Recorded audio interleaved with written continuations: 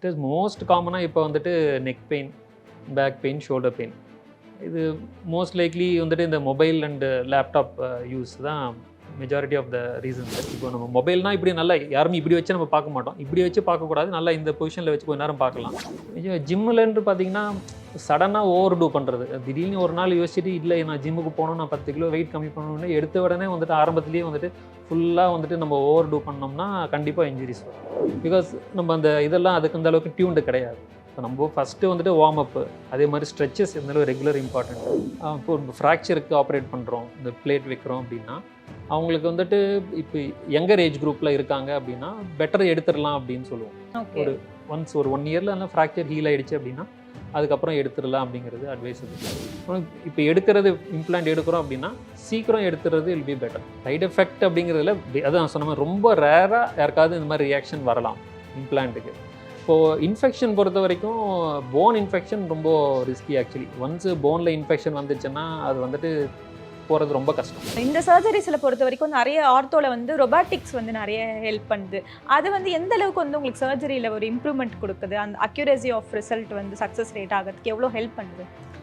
Robotics வந்துட்டு கண்டிப்பாக ஒரு ஃபர்தர் அட்வான்ஸ்மெண்ட்டு. முன்னாடி பண்ணிட்டு தான் இருந்தோம். ரொபாட்டிக்ஸுங்கிறது இன்னும் ஒரு எக்ஸ்ட்ரா ஒரு ப்ரிசிஷனுக்காக ஒன்று இது. அந்த ரொம்ப அந்த ப்ரிசிஷன் பேசிக்லி அந்த 1 டிகிரி 2 டிகிரி அது ஈவன் 1 mm கூட அது வந்து கரெக்டாக மெஷர் பண்ணி இது பண்ணுறது, அக்யூரசிக்காக யூஸ் பண்ணுறது. கலாட்டா வியூவர்ஸ்க்கு வணக்கம். Today we have doctor Ranjith Reddy and orthopaedic from Apollo hospitals Vanagaram. வணக்கம் டாக்டர். வணக்கம் டாக்டர். இப்போ வந்து காமனாக வந்து பார்த்தீங்கன்னா எல்லாருக்குமே நீ பெயின், பேக் பெயின்ன்றது ரொம்ப காமனாக ஆயிடுச்சு. அது ஈஸியாக இக்னோர் பண்ணிடுறாங்க. அது டே டு டே லைஃப்பில் வந்து அது பழகிட்டாங்க அந்த பெயினோடவே. எந்த ஒரு ஸ்டேஜில் வந்து டாக்டரை கன்சல்ட் பண்ணணும்? நீ பெயின், பேக் பெயின் வந்தால் அதை நம்ம சாதாரணமாக விடக்கூடாது அப்படின்றது.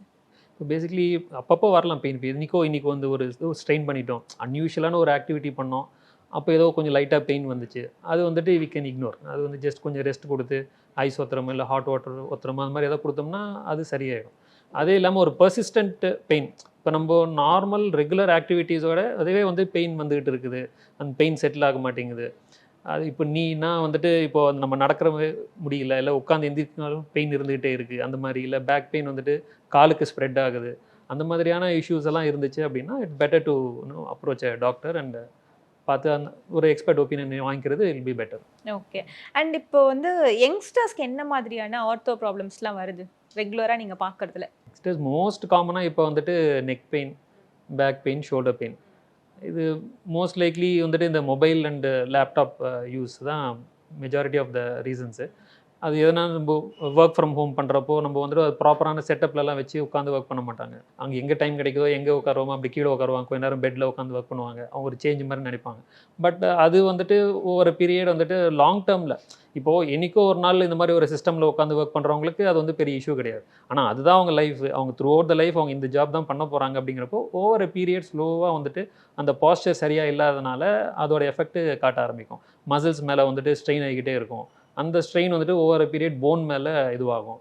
நம்ம வந்து அந்த மசில்ஸ் வந்து அந்த அளவுக்கு ஸ்ட்ரெங்தன் பண்ணியிருக்க மாட்டோம். அப்போது வந்துட்டு இட் ஒன்ட் டேக் தட், அந்த ஒரு ஸ்ட்ரெஸ் அதை எடுத்துக்காதனால நெக்ஸ்ட் வந்துட்டு போன் மேலேயும் ஸ்ட்ரெஸ் விடும். That will lead to other issues. இந்த டிஸ்க் ப்ராப்ளம் வர்றது, ஸ்பாண்டிலைட்டிஸ்ன்னு சொல்கிறோம், அதெல்லாம் because of the posture issue. இதுதான் இப்போ இருக்கிற மெஜாரிட்டி ஆஃப் த இது. ரெண்டாவது மொபைல் யூசேஜ் வந்து பார்த்தீங்கன்னா மெஜாரிட்டி கீழே இப்படி குனிஞ்சு ரொம்ப நேரம் பார்த்துக்கிட்டே இருப்போம். யாருமே வந்து இப்படி நேராக இப்படி வச்சு யாரும் பண்ண மாட்டோம். ஸோ அது கான்ஸ்டண்ட்டாக இந்த மாதிரி வச்சு பண்ணிகிட்டே இருக்கும்போது நெக்கு, ஷோல்டர் மசில் மேலே ஸ்ட்ரெயின் ஆகும். அதனால் வர ப்ராப்ளம்.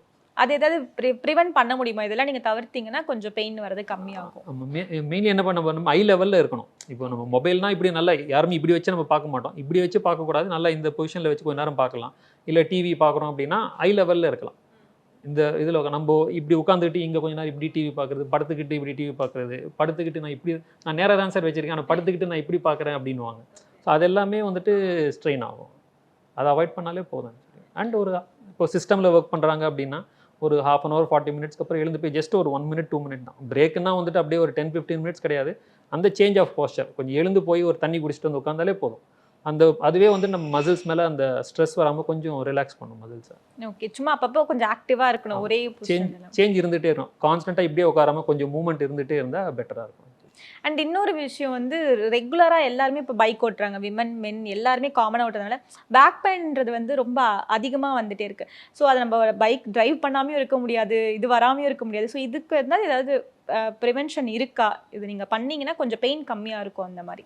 ஸ்ட்ரெங்தனிங் எக்ஸசைசஸ் ஃபிசிக்கலி ஆக்டிவாக இருந்தால் போதும். இப்போ நம்ம பைக் டிரைவ் பண்ணுறதுங்கிறது ஒரு ஸ்ட்ரெஸ் மாதிரி. கண்டினியூஸ் ரொம்ப தூரம் ஓட்டுறோம் அப்படின்னா சரியாக ஸ்பீட் பிரேக்கரில் அப்படியே ஃபாஸ்ட்டாக விடுறது, நம்ம கொஞ்சம் பள்ளமாக இருக்கிறது, அந்த மாதிரி இடத்துல விட்டோம்னா அது வந்து நம்மளுக்கு ஸ்பைன் மேலே ஸ்ட்ரெஸ் விழும். ரெண்டாவது பைக்குனா நம்ம வந்து நார்மலாக நேராக உட்காந்து ஓட்டுறது, ரொம்ப அப்படி முன்னாடி சாஞ்சிக்கிட்டு அந்த மாதிரி ஓட்டுறதெல்லாம் கண்டிப்பாக வந்து ஒரு ஸ்ட்ரெஸ் தான் ஸ்பைன் மேலே. அப்போ அதனால் அந்த பெயின் வரதான் செய்யும். அதை நம்மளுக்கு இப்போது அவங்க பண்ணுறாங்களே, இப்போ எங்கள் அம்மா அப்பாலாம் பண்ணாங்களே, அவங்களுக்கு இந்த ஏஜில் பெயின் வரலையே, எனக்கே இந்த ஏஜில் பெயின் வருதுன்னா அவங்க அந்த அளவுக்கு அவங்க லைஃப் ஸ்டைல் அந்த அளவுக்கு ஆக்டிவ் லைஃப் ஸ்டைலாக இருந்துச்சு. அதனால் அவங்க மசில்ஸ் எல்லாம் நல்லா ஸ்ட்ரெங்தனாக இருந்துச்சு. So they were able to do that. இப்போ நம்ம அதே மாதிரி ஃபிசிக்கலி ஆக்டிவாக இருக்கோமா? அப்போது நம்ம வந்துட்டு என்ன பண்ணணும், நம்ம கொஞ்சம் ஃபிசிக்கலி ஆக்டிவிட்டீஸ் இன்க்ரீஸ் பண்ணி அந்த மசில்ஸ் ஸ்ட்ரெங்தனிங் அதெல்லாம் பண்ணிட்டு இருந்தோம்னா இதெல்லாம் வந்துட்டு ஒரு நத்திங், நார்மலாக பண்ணிட்டு போயிடலாம். இப்போது அப்படியே செடென்ட்ரியாக உட்காந்துக்கிட்டே இருக்கோம், உட்காந்துட்டே ஒர்க் பண்ணுறோம், எல்லா ஆக்டிவிட்டீஸ் ஃபிசிக்கல் ஆக்டிவிட்டீஸ் எதுவுமே இல்லைங்கிறப்போ நம்ம பாடி அதுக்கு டியூன்டு கிடையாது. ஸோ அதனால் அதோட இஷ்யூஸ் வரும். Okay doctor. அண்ட் யங்ஸ்டர்ஸ்க்கு காமனாக வரக்கூடிய 2 இன்ஜுரிஸ் வந்து பார்த்தீங்கன்னா, ஒன்று ஜிம்மில் வர்றது, அதுக்கப்புறம் ஸ்போர்ட்ஸ் இன்ஜுரிஸ். நீங்கள் வந்து காமனாக ஃபேஸ் பண்ணக்கூடிய ப்ராப்ளம்ஸ்னால் என்னெல்லாம் சொல்வீங்க? ஜிம்முலன்னு பார்த்தீங்கன்னா சடனாக ஓவர் டூ பண்ணுறது. திடீர்னு ஒரு நாள் யோசிச்சுட்டு இல்லை நான் ஜிம்முக்கு போகணும், நான் 10 கிலோ வெயிட் கம்மி பண்ணணும்னு எடுத்த உடனே வந்துட்டு ஆரம்பத்துலேயே வந்துட்டு ஃபுல்லாக வந்துட்டு நம்ம ஓவர் டூ பண்ணோம்னா கண்டிப்பாக இன்ஜுரிஸ் வரும். பிகாஸ் நம்ம அந்த இதெல்லாம் அதுக்கு அந்த அளவுக்கு டியூன்டு கிடையாது. ஸோ நம்ம ஃபஸ்ட்டு வந்துட்டு வார்ம் அப்பு, அதே மாதிரி ஸ்ட்ரெச்சஸ் இருந்தாலும் ரெகுலர் இம்பார்ட்டண்ட்டு. கிராஜுவலி இன்க்ரீஸ் பண்ணணும். இப்போ நம்ம ஒரு ஸ்லோ ஸ்டார்ட் எப்பயுமே. இப்போ எடுத்த உடனே இந்த 10 கிலோ நான் ஒரு மாதத்தில் கம்மி பண்ண முடியாது. பட் 1 இயரோ 2 இயர்ஸ் அந்த மாதிரி தான் நம்ம டார்கெட் பண்ணணுமே தவிர்த்து அந்த சஸ்டெயின் பண்ணணும். அதுவும் இப்போ நம்ம ஆரம்பிக்கிறோம், விட்டுட்டோம், திருப்பி ஆரம்பிக்கிறோம்னா திருப்பி ஃபஸ்ட்லேருந்து ஆரம்பிக்கிற மாதிரி தான். நம்ம again we have to tune the muscles, அந்த மெமரி கொண்டு வரணும். அதுக்கு அது ஸ்ட்ரெச் பண்ணுறது இதெல்லாமே அகைன் நம்ம பண்ணிவிட்டு நம்ம ரெகுலரைஸ் பண்ணால் தான் இன்ஜுரிஸ் ப்ரிவென்ட் பண்ண முடியும். ஸ்போர்ட்ஸ் எடுத்த உடனே ஹெவி வெயிட் தூக்குறதோ இல்லை வந்து ஒரே நாள் அந்த ஒர்க் அவுட் ஒரே நாள் ஒல்லி ஆகுற அந்த மாதிரிலாம் அதெல்லாம் பண்ண முடியாது. அதே வந்து ஹெவி வெயிட்ஸ் ஒர்க் அவுட்ஸ் கூட அதே மாதிரி தான், ஒரு லெவலுக்கு பண்ணலாம். இப்போ அதுக்கு நம்ம பாடி டியூன்டு, அதுக்கு தகுந்த மாதிரி நம்ம ட்ரெயின் பண்ணியிருக்கோம், அதுக்கு தகுந்த மாதிரி நம்ம டயட் மெயின்டைன் பண்ணுறோம், நம்ம எல்லாமே பண்ணுறோம்னா அந்த ஹெவி வெயிட்ஸ் இஸ் ஓகே. எல்லாருமே பாடி நாட் இன்னும் எல்லாருக்கும் ஒரே மாதிரி ஹேண்டில் பண்ண முடியாது. ஒரு சில பேரால் பண்ண முடியும், ஒரு சிலர் பண்ண முடியலங்கிறப்போ we have to accept that also. அந்த அளவுக்கு we should know our limit, அதில் மெயின்டைன் பண்ணிக்கணும். நம்ம பாடி கண்டிஷனுக்கு ஏற்ற மாதிரியான ஒர்க் அவுட்ஸ் வந்து நம்ம பண்ணணும். அண்ட் இப்பயுமே வந்து ஜாயிண்ட் ரீப்ளேஸ்மெண்ட் பற்றி எல்லாருக்குமே ஒரு பயம் இருக்குது. அது வந்து ஒரு மித்தாவே கிரியேட் ஆகிடுச்சு. ஐயோ அது பண்ணலாமா வேணாமா, சரியாகுமா அந்த மாதிரி. ஆக்சுவலி ரியாலிட்டி என்ன, பண்ணலாமா? நம்ம எந்த ஸ்டேஜில் பண்ணுறோங்கிறத பொறுத்தும் இருக்கும். இப்போது நம்ம ஒரு பர்சன் வந்துட்டு ஆக்டிவாக பண்ணிகிட்டு இருக்காங்க, நடந்துகிட்டு இருக்காங்க, ஆனால் பெயினோட நடந்துகிட்டு இருக்காங்க அப்படின்னா டெஃபினெட்லி அதில் ஒரு இம்ப்ரூவ்மெண்ட் இருக்கும். அவங்க கம்ப்ளீட்டாக பெட்லேயே இருக்காங்க, அவங்க வந்து ஒரு வருஷக்கணக்காக வந்துட்டு அவங்க நடக்கவே இல்லை, அவங்க வந்துட்டு மூவ்மெண்ட்டே எங்கேயும் போகல அப்படின்னா அப்போது வந்துட்டு நம்ம ஃபஸ்ட்டு திங் வந்து அவங்களோட மொபிலிட்டி இன்க்ரீஸ் பண்ணணும். அதுலேருந்து தான் நம்ம இம்ப்ரூவ்மெண்ட் கொடுக்க முடியும். இப்போ நம்ம என்ன அங்கே இப்போ பேஷண்ட்டுக்கு ஆல்ரெடி என்ன டிஃபார்மிட்டி இருக்குது, என்ன ப்ராப்ளம் இருக்குது, அதிலிருந்து நம்ம இம்ப்ரூவ் பண்ணலாம். இப்போ நம்ம ஜாயிண்ட் ரீப்ளேஸ்மெண்ட் பண்ணால் நடக்கவே இல்லை, அந்த பேஷண்ட் பெட்லேயே இருக்காங்க அப்படின்னா நம்ம ஜாயிண்ட் ரீப்ளேஸ்மெண்ட் பண்ண உடனே பேஷண்ட் எழுந்து ஓடுவாங்கன்னா அது பண்ண மாட்டாங்க. ஸோ நம்மளோட அந்த ஒரு அக்செப்டன்ஸ் எது நம்மளால் பண்ண பாடியோட அக்செப்டன்ஸ். இப்போ அவங்க வந்துட்டு எந்த ஸ்டேஜில் இருக்காங்க, அப்போ நம்ம அது என்ன பண்ணுறோம், அதிலிருந்து தான் அந்த இம்ப்ரூவ்மெண்ட். இப்போ ஃபிசிக்கலி அசேஜ் வந்துட்டு நல்ல ரிசல்ட்ஸ் நல்லா இருக்குது, பேஷண்ட்ஸ் எல்லாமே ஹாப்பியாக தான் இருப்பாங்க. ஒரு சில ஃபெயிலியர்ஸ் இருந்திருக்கும், நம்ம அது ஏன் அப்படிங்கிறதான் பார்க்கணும். இப்போ யூஸ்வலி பழைய பேஷண்ட் எந்த பேஷண்ட்டாக இருந்தாலும் ஃபஸ்ட்டு வந்தவொடனே சரி எனக்கு அவங்க சொன்னாங்க நல்லா இல்லை, இவங்க சொன்னாங்க நல்லா இல்லை, பண்ணிக்காதான் சொன்னாங்க, நான் பண்ணிக்கிட்டாங்க, பண்ணதுக்கப்புறம் ஃபுல்லாக வலியாக இருக்குது அப்படின்றாங்க, நடக்க முடியலன்னு சொல்கிறாங்கங்கிறது நிறைய பேர் சொல்லுவாங்க.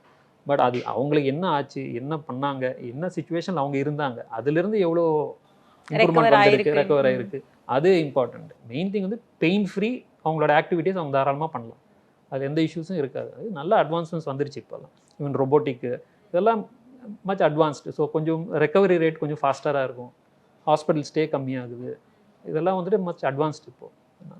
ஓகே. இப்போ இந்த மாதிரி ஒரு மித்து இருக்குல்ல, இன்னமும் ஜாயிண்ட் ரீப்ளேஸ்மெண்ட்டாக இருக்கட்டும், சர்ஜரி பண்ணுறதுக்கு பயம் இருக்குது, இதெல்லாம் பண்ணால் சரியாகுமான்ற ஒரு மித்து இருக்குது. அந்த மாதிரி வந்து உங்கள்கிட்ட ரெகுலராக கேட்குற ஒரு கொஷின்ஸ், இந்த மாதிரி பேஷண்ட்ஸ் கேட்டுகிட்டே இருப்பாங்க, என்ன மாதிரி டவுட்ஸ்லாம் கேட்பாங்க? மெயினாக வந்துட்டு அதான் நான் ரெக்கவரி எப்படி இருக்கும், எவ்வளோ நாளில் நடக்கலாம், சீக்கிரம் நடந்துருவேனா அவங்க வந்து இன்ஃபேக்ட் நம்ம தான் சொல்லுவோம், உங்களுக்கு ஆல்மோஸ்ட் அன்றைக்கி ஈவினிங் இல்லை நெக்ஸ்ட் டேவே நடக்க வச்சிருவோம்னா அது யாரும் அதை அக்செப்ட் பண்ண, அது எப்படி பண்ணுவீங்க, அது எப்படி பண்ண முடியும் அப்படிங்கிறது தான் அவங்களுக்கு இன்னும் அந்த நம்ம என்ன தான் நம்ம எக்ஸ்பிளைன் பண்ணாலும் அவங்களுக்கு வந்து அது எக்ஸ்பீரியன்ஸ் ஆனால் தான் தே வில் அண்டர்ஸ்டாண்ட். இல்லை யாரோ ஒருத்தரை பார்த்துருந்தாங்கன்னா தே வில் அண்டர்ஸ்டாண்ட். ஸோ அதனால் சம்டைம்ஸ் வந்துட்டு ஆல்ரெடி சர்ஜரி பண்ண பேஷண்ட்டே வந்துட்டு அவங்ககிட்ட பேசினாங்க அப்படின்னா அப்போது தே வில் பி கன்ஃபியூஸ். நம்ம என்ன சொன்னாலும் வந்து நெக்ஸ்ட் டே எப்படி நடக்க முடியும், எனக்கு வலி இருக்குமே, எனக்கு இது இருக்குமே. வலி இருக்கும், வலி 100% போகாது. அதுக்கு நம்ம அந்த இனிஷியல் ஃபேஸில் நம்ம கொஞ்சம் மெடிசன்ஸு அதெல்லாம் கொடுத்து அந்த வலியை கம்மி பண்ணிவிட்டு ஒன்ஸ் தே ஸ்டார்ட் அந்த அந்த ரீஹேபிலிட்டேஷன்லாம் பண்ண ஆரம்பித்தாங்கன்னா அதெல்லாம் கிராஜுவலாக செட்டில் ஆகி they will come back to normal. Same thing அதே மாதிரி தான், எடுத்த உடனே நார்மல் ஆகிடாது, இட் வில் டேக் டைம். அந்த ப்ராப்பரான ரீஹேப் அவங்க பண்ணணும், ப்ராப்பரான எக்ஸசைஸ் நம்ம பண்ணணும். அவங்க அது ரொம்ப முக்கியம். வந்துட்டு சர்ஜரியோடு முடிஞ்சிடாது, சர்ஜரிக்கு அப்புறம் அவங்க பண்ணுற ரீஹேப் தான் ரொம்ப முக்கியம். அது எந்த அளவுக்கு அவங்க சின்சியராக பண்ணுறாங்க, அதில் அவங்க எப்படி அச்சீவ் பண்ணுறாங்க ஸ்டெப் பை ஸ்டெப். அதுவுமே இப்போ ஒரு 1 வீக்கில் நம்ம இது இம்ப்ரூவ்மெண்ட் பண்ணியிருக்கோம், 1 மந்தில் இந்த இம்ப்ரூவ்மெண்ட் பண்ணியிருக்கோம், அப்படி தான் வந்துட்டு நார்மல் சீக்கு வரணும். ஓவர பீரியட் அவங்களுக்கே அதை மறந்துடுவாங்க. முன்னாடி என்ன இருந்துச்சுங்கிறது தெரியாது, இப்போ வந்துட்டு நடந்துகிட்ருக்கோம் அப்படிங்கிறத அவங்க பார்ப்பாங்க. Okay doctor. இப்போ டெக்னாலஜி நிறைய வளர்ந்ததுனால வந்து எந்த அளவுக்கு பெனிஃபிட் இருக்கோ அதே மாதிரி இன்னும் மிஸ்கன்செப்ஷன் நிறைய ஆயிடுச்சு. ஏன்னா எதுக்கு எடுத்தாலும் வந்து உடனே க்ரோம் பார்க்கறது, கூகுள் பண்ணுறது, சாட் ஜிபிடியில் போகிறது, இந்த மாதிரி வந்து நிறைய மிஸ்கன்செப்ஷன் வந்துச்சு.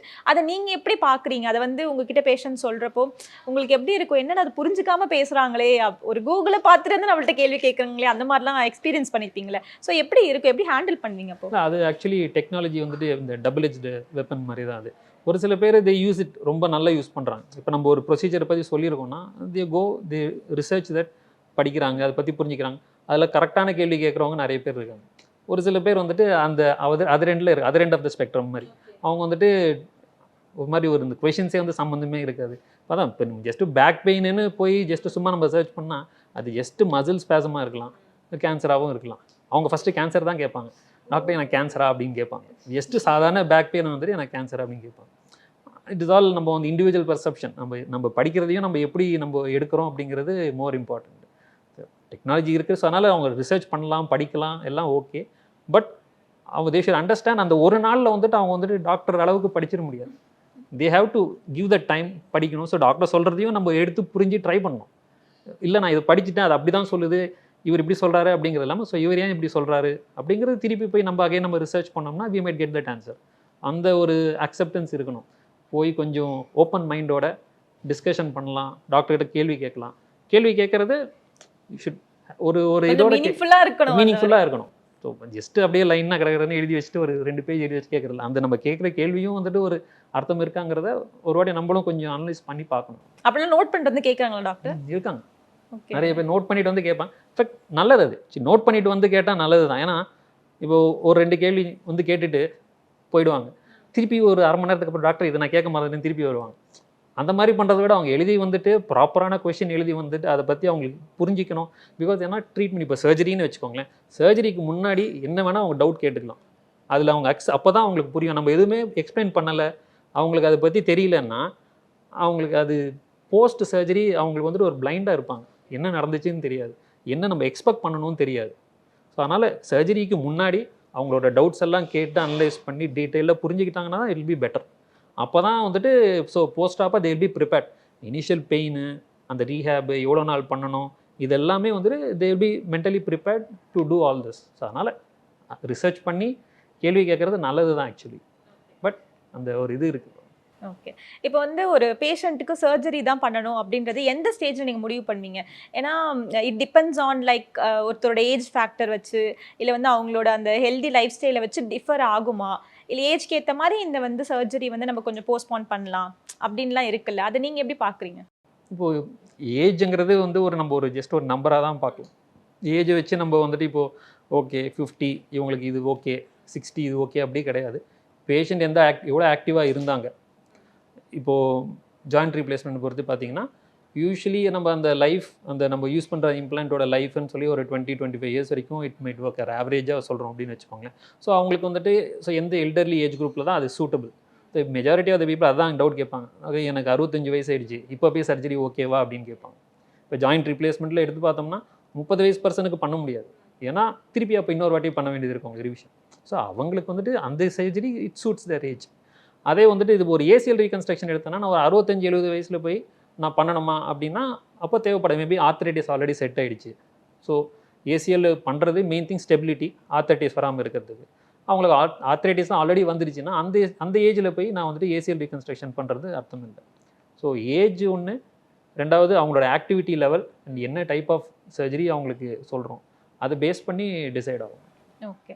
இப்போ நீ ரீப்ளேஸ்மெண்ட்ஸாக இருக்கட்டும், ஃப்ராக்சராக இருக்கட்டும், இதெல்லாம் க்யூர் பண்ணுறதுக்கு நீங்கள் என்ன மாதிரியான இம்ப்ளான்ட்டுக்கு மெட்டீரியல்ஸ் யூஸ் பண்ணுவீங்க? யூஸ்வலி வந்துட்டு டைட்டானியம் இம்ப்ளான்ட், ஃப்ராக்சரை பொறுத்த வரைக்கும் டைட்டானியம் பிளேட்ஸ் யூஸ் பண்ணுவோம். ஸ்டெயின்லெஸ் ஸ்டீல் எல்லாமும் இருக்குது, but generally preferably titanium plates தான் யூஸ் பண்ணுறோம். ஸோ பிகாஸ் அந்த பாடியில் அந்த ரியாக்ஷன் வந்து கம்மியாக இருக்கும், இனர்ட் மெட்டீரியல்னால பாடியில் அந்த ரியாக்ஷன்ஸ் அந்த மாதிரி வராத மாதிரியான மெட்டீரியல்ஸ் அதெல்லாம். ஸோ அதனால் வி ப்ரிஃபர் டைட்டானியம் பிளேட்ஸ். மெட்டலில் கம்பேர் பண்ணுறப்போ டைட்டானியம் வந்து பெஸ்ட்டாக இருக்கும் இன் குவாலிட்டி, இன் டியூரபிலிட்டி அப்படின்றாங்க. Is it true? அப்படி தானே டைட்டானியம் போகிறது பெஸ்ட் சாய்ஸா? ஆமாம், கண்டிப்பாக வந்துட்டு ஃப்ராக்சர் ரிலேட்டடாக நம்ம மெட்டல் எடுக்கும்போது வந்து titanium is the best option.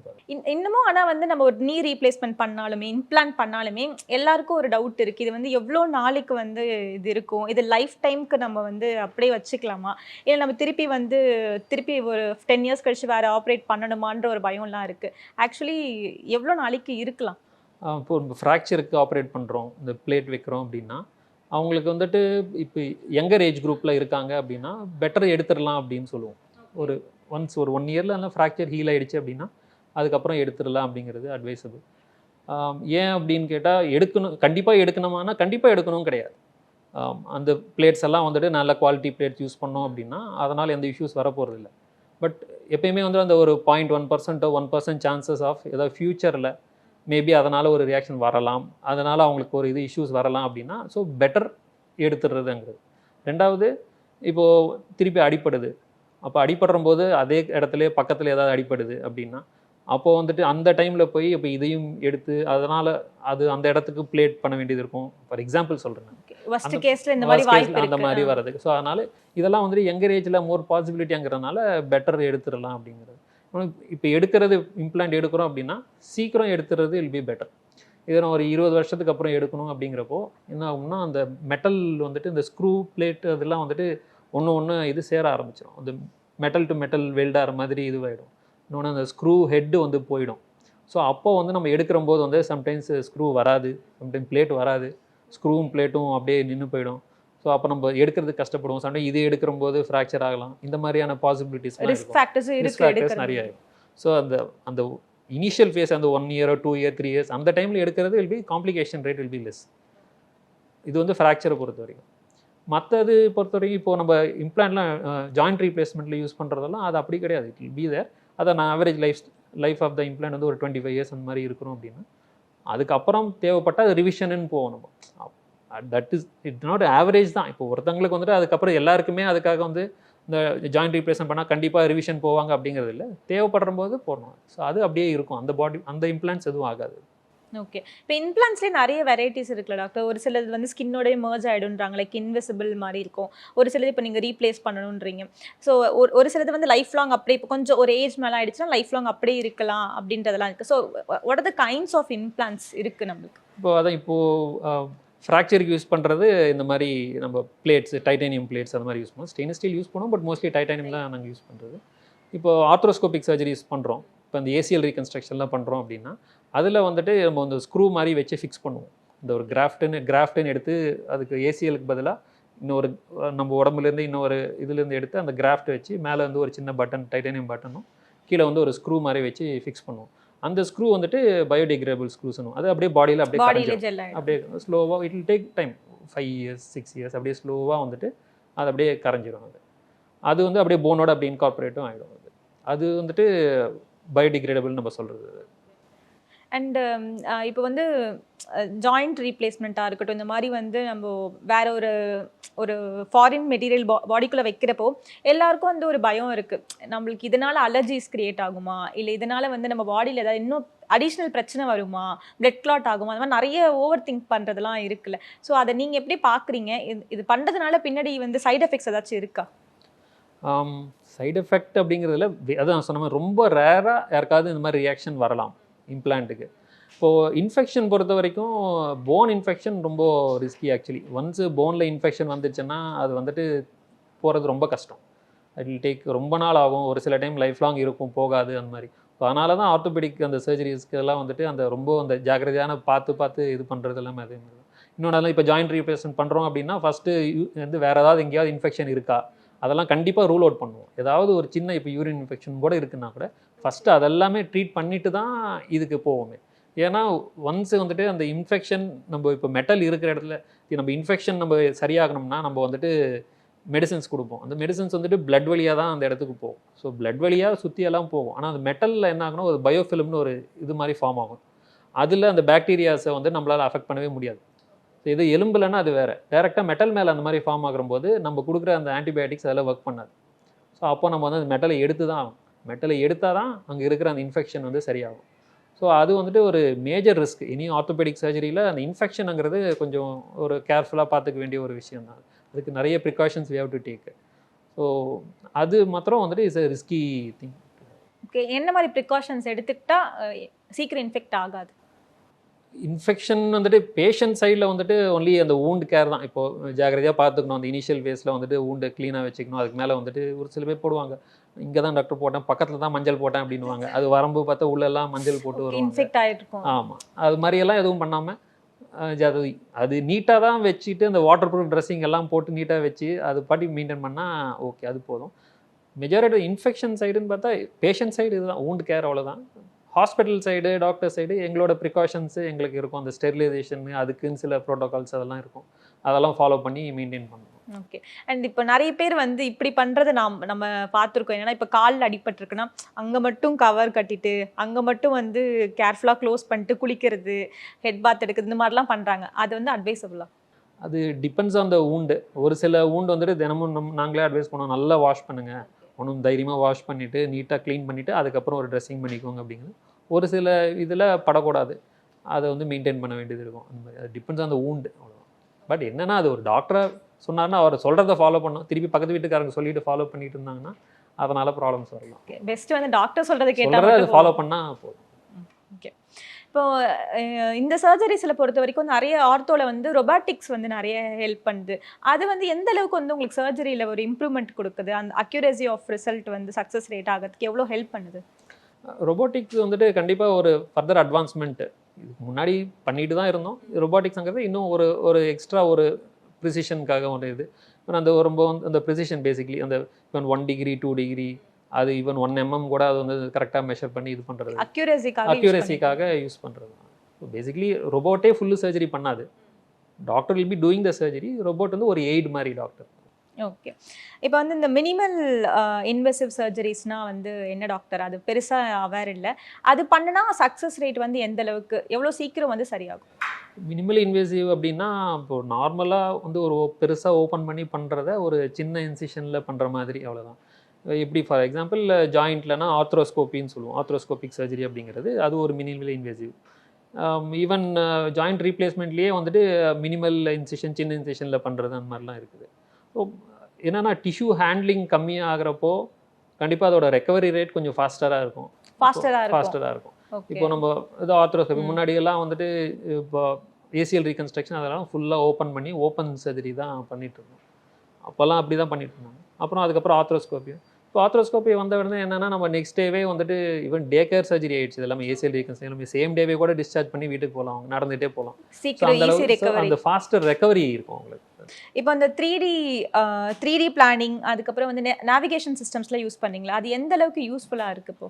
இல்லை, கண்டிப்பாக அது யூஸ்ஃபுல். இப்போ நம்ம 3Dலாம் வந்து சிடி பண்ணிவிட்டு ப்ரீயாப்பாகவே பேஷண்ட்டுக்கு வந்து சிடி பண்ணி அந்த சிடி இமேஜஸ் வந்துட்டு இப்போ இந்த ரோபோட்லாம் வந்து 3D பேஸ்டு இது தான். அது அந்த சிடிஸ் இமேஜஸ் எல்லாம் அந்த ரோபோட்டில் ஃபீட் பண்ணோம்னா அது வில் பிளான் அந்த டிகிரிஸு அந்த இதெல்லாம் வந்துட்டு அந்த மெஷர்மெண்ட் பண்ணி இது பண்ணோம். இப்போது இன்னொன்று சம்டைம்ஸ் வந்துட்டு ப்ராசஸஸ் மாதிரி இப்போ cancer related phone cancer, phone வந்து பெரிய ஒரு பீஸ் எடுத்துடுறோம் அப்படின்னா அப்போது வந்து நம்ம என்ன பண்ணுவோம், அதுக்கு அந்த இடத்துல அந்த ப்ராசஸஸ் வைப்போம், கஸ்டம் மேட் ப்ராசஸஸ்ன்னு சொல்லுவோம். ஸோ அது சிடியில் மெஷர் பண்ணி ஆப்போசிட் சைடையும் இதையும் மெஷர் பண்ணி ஸோ அதுக்கு தகுந்த மாதிரி வந்துட்டு அந்த 3 டைமென்ஷனில் இது பண்ணி அதுக்குன்னு இம்ப்ளான்ட் ரெடி பண்ணி அதுக்கப்புறம் சர்ஜரி பண்ணி இந்த கேன்சர் இருக்கிற அந்த டியூமர் இருக்கிற அந்த செக்மெண்ட் எடுத்துகிட்டு அதை வந்து அந்த இடத்துல பொறுத்துறது. ஸோ இதெல்லாம் வந்து அட்வான்ஸ்மெண்ட்ஸ் இப்போ இருக்கிறது. Okay doctor. இப்போ ஒரு ஆப்ரேஷனோட ஒரு சக்ஸஸ் ரேட் வந்து நீங்கள் எப்படி ஜட்ஜ் பண்ணுவீங்க? உங்களுக்கு பண்ணுறப்பவே தெரிஞ்சிருமா அதோட பேஷண்ட்டோட ரெக்கவரியை பொறுத்து தான் நம்ம சக்ஸஸ்ன்னு சொல்கிறது. பேஷண்ட் எந்த அளவுக்கு கான்ஃபிடென்ட்டாக எந்த அளவுக்கு ஹாப்பியாக அவங்களோட ரொட்டீன் பண்ணுறாங்க அப்படிங்கிறது தான். இப்போ நம்மளோட ரோல் வந்து சர்ஜரியோட முடிஞ்சிடும். அதுக்கப்புறம் நம்ம அட்வைஸ் பண்ணலாம். இப்போ நம்ம வந்து போயிட்டு வந்துட்டு அடுத்த 2 வாரம் வந்துட்டு இந்த எக்ஸசைஸ் பண்ணிட்டு வாங்கன்னு நம்ம சொல்லலாம். அந்த 2 வாரம் அவங்க அந்த எக்ஸசைஸ் பண்ணிட்டு வரணும். ஸோ இப்போ நம்ம சக்ஸஸ்ன்னு நம்ம ஓகே இதெல்லாம் நல்லா போச்சு, சர்ஜரி எல்லாம் நல்லா முடிஞ்சிச்சு, பேஷண்ட் எல்லாம் நல்லா இருப்பாங்க, எல்லாமே நல்லா பண்ணுவாங்கன்னு நம்ம நினைக்கலாம். ஆனால் அவங்க போயிட்டு அதை ஃபாலோ பண்ணிட்டு வரணும். அதுவும் ரொம்ப முக்கியமான ஒரு இது. ஸோ அவங்க அந்த ரீஹாபிலிட்டேஷன் ஃபர்தராக நல்லா பண்ணிட்டு வந்தாங்கன்னா இம்ப்ரூவ்மெண்ட் இருக்கும். ஒரு சில பேர் அதை மிஸ் பண்ணிவிடுவாங்க. அந்த அந்த கரெக்டான ஃபாலோ வர மாட்டாங்க. இப்போ நம்ம வந்துட்டு நெக்ஸ்ட் 2 வீக்ஸில் ஃபார் எக்ஸாம்பிள் வர சொல்லியிருப்போம். அந்த 2 வீக்ஸுக்கான இதை நம்ம சொல்லியிருப்போம். இது மாதிரி பண்ணுங்க. 2 வீக்ஸ்க்கு அப்புறம் வரும்போது நம்ம அடுத்த ஸ்டெப்பு போவோம். எடுத்த உடனே ஒன்று ஃபுல்லாகவே சொன்னாலும் யாரும் அதை மறந்துடுவாங்க, அதை ஃபாலோவும் பண்ண மாட்டாங்க. ஸோ அடுத்து அந்த 2 வீக்ஸில் அவங்க வந்தாங்கன்னா தான் நம்ம அடுத்தது போக முடியும். அவங்க அப்படி 2 மந்த்ஸுக்கு அப்புறம் வந்தாங்கன்னா அது அப்படியே நின்றுடும். அது எல்லாமே டிலே ஆகிடும். அப்புறம் அவங்க ரீஹபிலிட்டேஷன் எல்லாமே ஸ்லோ ஆகிடும். ஓகே. அண்ட் வந்து மேஜராக இப்போ இருக்கிற பிரச்சனை வந்து என்னென்னா, வெயிட் ரொம்ப அதிகமாக இருந்துச்சுன்னா வந்து பாடி பெயின் வருது. சின்ன பசங்களுக்கே கூட வந்து வெயிட் அதிகமாக இருந்துச்சுன்னா வருது. ஸோ அது உண்மைதானா? வெயிட் அதிகமாக இருந்தால் நீ பெயின், கால் வலி வந்து அதிகமாக வருமா? கண்டிப்பாக வெயிட் வந்து ரொம்ப இம்பார்ட்டன்ட் ஃபேக்டர். அதுதான் ப்ரைமரி ஃபேக்டர்னு நம்ம சொல்ல முடியாது. கண்டிப்பாக weight has a role to play. இப்போ நம்ம ஃபிசிக்கல் ஆக்டிவாக இருக்கணுங்கிறது ஒரு மெயின் ஃபேக்டர். அது இல்லாமல் அதுக்கு மேலே இப்போது இந்த ஒரு டேபிளில் வந்து நம்ம ஒரு 100 கிலோஸ் தாங்குற மாதிரி அந்த வெயிட் அந்த டேபிள் இருக்கும்னா நம்ம 100, 120 வைக்கலாம், 130 வைக்கலாம். நான் போய் 300 கிலோஸ் அந்த டேபிள் மேலே வச்சா கொஞ்ச நாள் அந்த டேபிள் உடைய தான் சொல்லுவோம். அதே மாதிரி தான் நம்ம. ஸோ ஓரளவுக்கு it will handle. Beyond that ஒரு லெவலுக்கு மேலே போகும்போது ஜாயிண்ட் பெயின். இப்போ நம்ம ஃபுல் பாடி வெயிட் எல்லாம் நீ ஆங்கிள் வழியாக போகிறதுனால நீ பெயின், ஆங்கிள் பெயின் அதெல்லாம் வர ஆரம்பிக்கும். டாக்டர் இப்போ பார்த்தீங்கன்னா இந்த லிகமெண்ட் டேர் ஆகுறதுலாம் வந்து ரொம்ப கேஷுவலாக எடுத்துக்கிறாங்க. ஒரு நாள் விட்டால் சரியாயிடும், இல்லை ஒரு 1 வீக் விட்டால் சரியாயிடும், ஹாஸ்பிட்டல்ஸ் வரதே இல்லை. ஸோ அது எந்த அளவுக்கு வந்து பாதிக்கும் நம்ம லிகமெண்ட் டேரை கேஷுவலாக விடுறதுனால? அது அந்த எந்த சிவியரிட்டி, எந்த அளவுக்கு சிவியர் இன்ஜுரி. இப்போ மைல்டு ஏதோ ஒரு சின்ன இஷ்யூனா ஓகே, அவங்க நினைக்கிற மாதிரி ஃபஸ்ட்டு ஐஸ் வச்சு பார்க்கலாம். 1 டே 2 டே ஐஸ் வச்சு ரெஸ்ட் கொடுத்து பார்க்கலாம், சரியாகலைன்னா வரலாம். But depends. இப்போது யூஸ்வலாக என்ன பண்ணுவாங்கன்னா, ஃபஸ்ட்டு ஏதோ பைக்லேருந்து ஒரு விழுந்தாங்கன்னு வச்சுக்கோங்களேன். ஃபஸ்ட்டு ஸ்டெப் என்ன, பக்கத்தில் ஏதாவது ஒரு சின்ன கிளினிக் போவாங்க. அங்கே வந்து ஒரு எக்ஸ்ரே எடுப்பாங்க. அந்த எக்ஸ்ரே எடுத்து பார்த்துட்டு அந்த டாக்டர் என்ன சொல்லியிருப்பாங்க, ஃப்ராக்சர் இல்லை, நல்லா தான் இருக்குது, போயிட்டு அப்புறம் வாங்க, 5 நாளுக்கு அப்புறம் வாங்க, ஒரு வாரத்துக்கு அப்புறம் வாங்கன்னு சொல்லி அனுப்பிச்சிடுவாங்க. இவங்க என்ன பண்ணாங்க, அதுக்கப்புறம் வந்துட்டு அதான் டாக்டர் தான் வந்துட்டு ஃப்ராக்சர்லாம் இல்லைன்ட்டாங்களே, சரியாயிடும் அப்படின்னு சொல்லி விட்டுருவாங்க. ஃப்ராக்சருங்கிறத விட மற்ற இஷ்யூஸும் இருக்கலாம். அது சிவியரிட்டி ஆஃப் அந்த சாஃப்ட் இஷ்யூ இன்ஜுரி ஏதோ இருக்கலாம். அது வந்துட்டு அடுத்த மேபி அந்த ரிவ்யூ போகிறப்ப தான் அவங்களுக்கு தெரியும் அது என்ன தேவை அப்படிங்கிறது இது பண்ண வேண்டியது. ஸோ அதெல்லாம் நெக்லெக்ட் ஆகிடுது ஆக்சுவலி. அந்த ஃப்ராக்சர் மாத்திரமே கிடையாது. ஃப்ராக்சர்னால் இமீடியட்டாக வந்துட்டு அது இன்னொன்று கேட்பாங்க, டாக்டர் ஃப்ராக்சர்னால் நடக்கவே முடியாது, நான் எப்படி நடக்கிறேன்னு வாங்க. சின்ன ஃப்ராக்சர், ஐ மீன் காலில் வந்துட்டு ஒரு சின்ன போனோட ஃப்ராக்சர் வந்துட்டு அதுக்காக நம்ம நடக்கவே முடியாமல் ஆகிடாது. அது பெரிய இல்லை போன் லாங் போன் ஃப்ராக்சர்னால் தான் நம்ம நடக்க முடியாமல் போவோம்.